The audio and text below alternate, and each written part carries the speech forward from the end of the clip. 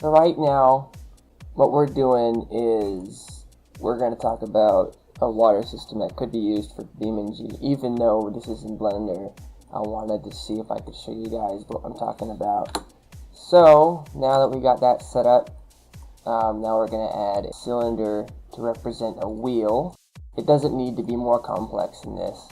So the idea here is we're going to make this wheel kind of flop in there using soft body physics in Blender.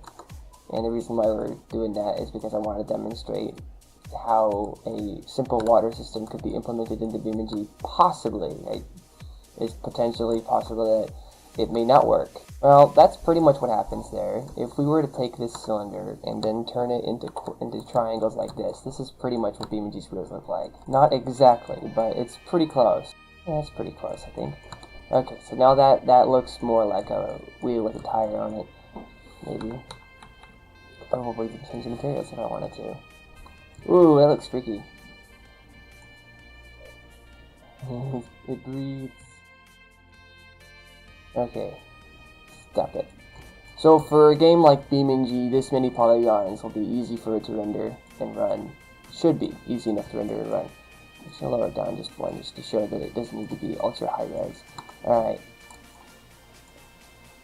I will also render this out so that we can see what the final looks like, even if it doesn't look like it. Alright, so we're going to do this quick. I'm going to fix this up a little bit so that it will...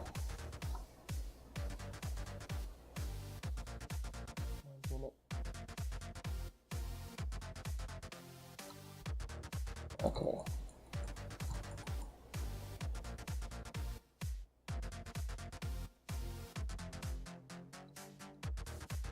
Make the mouse move slower. Interesting.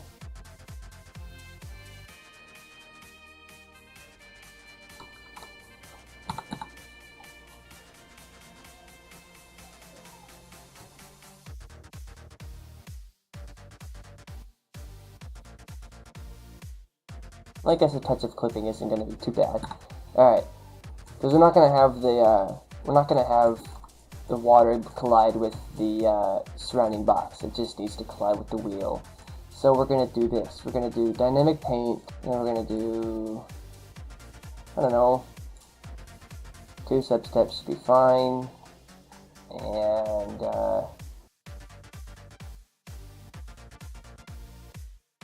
what am I looking for now? Okay, here we go. Waves.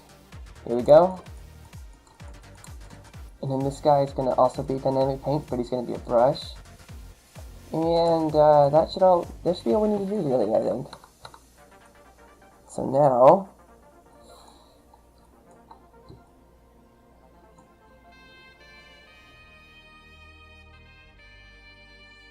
with a very minimal amount of impact to performance, you can actually have water in BeamNG. Now this time it's cached, but the first time it wasn't, and it was behaving about the same. And so if I was to go back to the beginning here and change the substeps to 3, just to get rid of the cache for that, and then do something, I don't know, here, make the cache go away, and then I was to set this to be smooth shaded. I can leave the wheel be not smooth shaded, that's fine. Alright. And so now, when it hits the water, it'll look like water, pretty much. It doesn't need to be high resolution, it just needs to be there, you know. This is the thing I want for them to have. It doesn't need to be super high resolution.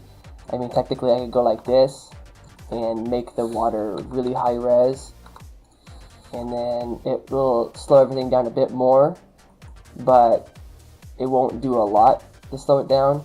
But you could have like if I was to go pause it here and we go here, this is how many polygons the water has.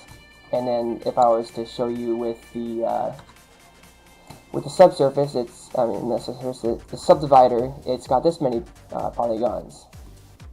It even says up at the top, but it's not like it's an immense number of polygons. And there is a version of this kind of water that works in Torque 3D.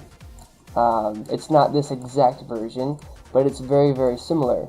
But that's pretty much what I'm getting at here. This is not hard to do for BeamNG. It's just that they need to incorporate it into the game.